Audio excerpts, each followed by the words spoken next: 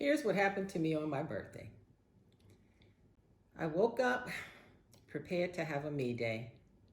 I was going to the aesthetic spa to have a treatment, and I remembered I did not have a cake, and I don't know any place to get a keto-friendly cake.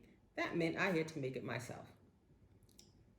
So what did I do? I said, okay, I'll make the layers, and when I get home, I'll do the rest. I checked my pantry, and the only thing missing were the raspberries. I made the layers, I left them to cool, I went to the spa, I came home and decided, okay, let me get this together.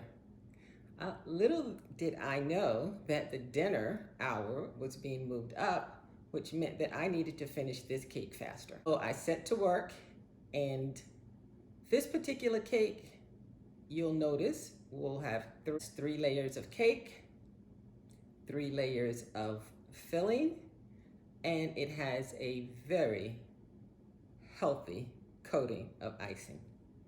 I found this recipe at King Arthur's Flour, and because it's King Arthur's recipe, I can only refer you to it, and that's going to be the chocolate mousse raspberry cake. The recipe is not keto friendly, and I will show you the ingredients that I used in order to make it so.